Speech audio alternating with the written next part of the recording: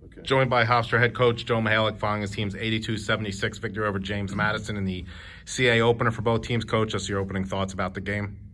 Well, I mean, it was a tale of two halves. We've all heard that phrase before if you're involved in the game of basketball.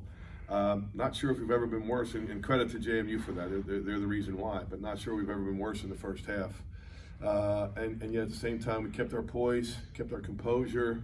We had some stars, certainly not playing like stars, who had a little talk with themselves, and in the second half decided to play the way they know how to play. And we're really proud of this win. It's tough to win on the road. It's tough to win on the road, and a conference road win's like gold. So we're happy to get this, and proud of our guys for keeping their poise, as I said, and finding a way to play better basketball in that second half. Big difference when you look at all the stats is you guys made your free throws and they didn't really. They missed some foul shots. That's right, especially in that first half. They missed a bunch of foul shots. That certainly kept us in the game. I think in the first half.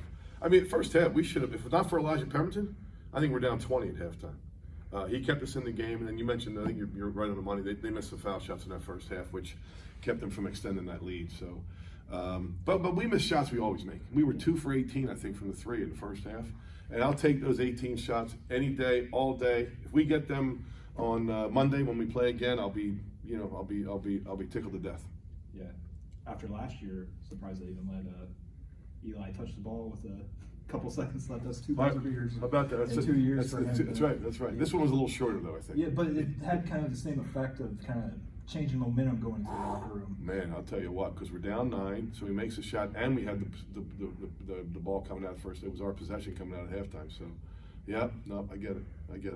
Coach, you talked about Eli a little bit, but what DeJour Bowie was so strong in the second half after having a tough first half. What'd you see from him in the second half that really just took over the game? At the 16-minute timeout, I said to him, listen, I don't know what's wrong with you, but you're a star and you're not playing like a star. And it just clicked. I think his pride set in, and his character set in, and I think his stats. And I'm pretty sure he didn't score in the first 4 minutes of the second half. Not positive, but pretty sure. I think his stats in the second half were he had 15 points, 6 rebounds, and 4 assists in 16 minutes. I mean, that's Justin Wright Foreman numbers right there. So DeJour's been terrific, and big shots. They finally hit that. We couldn't get over that hump. He finally made the jumper to get us over the hump. Elijah did it the whole time. Jalen Ray had 14 points in the second half too. Tariq had 10 points in the second half. So I'll tell you who's a big key to our win, though. It's not going to show up in the scorebook, but Caleb Burgess came off the bench.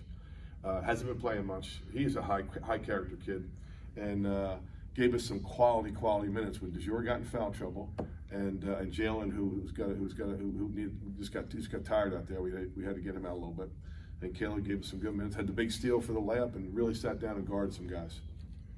Yeah, obviously, people are going to talk about your team not having Justin Wright Foreman this year, but you're playing a group of guys who have kind of just been through this. When you talk about getting a road win and that being gold, just how much does that experience when you're playing, 5, 6 guys who've been through this? Yeah, I mean, we lost Justin and Jaquil Taylor, who was a starter, but the 3 starters coming back, DeJour, Elijah, and Tariq. I mean, they're battle tested, they're veterans and great players and great leaders.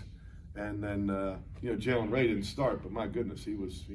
We had 6 starters last year because Jalen's as good as a starter. And Isaac Conti's, there were many days when he outplayed as good a player as Jaquil Taylor was. He would outplay him. So. Our veteran leadership and our experiences and our, believability and that we can do it should certainly shine through. Coach, you and I spoke pregame about the battle on the boards. What are your overall thoughts about the rebounds? How did you think your team fared in that battle? So what did it end up being? So we out-rebounded by a grand total of 1. So I guess we won the rebounding battle. But, Wilson's a load. He's just, I don't know if anybody can keep him off the glass. He has a way of, he's not a high-flying athlete, but he's so strong. He's got great hands. And, you can think you got him boxed out, and you don't because he can wedge you out of there. He still gets the 5 offensive rebounds. If not for him, I thought we did a decent job. But he ends up getting his usual double-double, and he's a terrific player. Thank you, Coach. Thank you.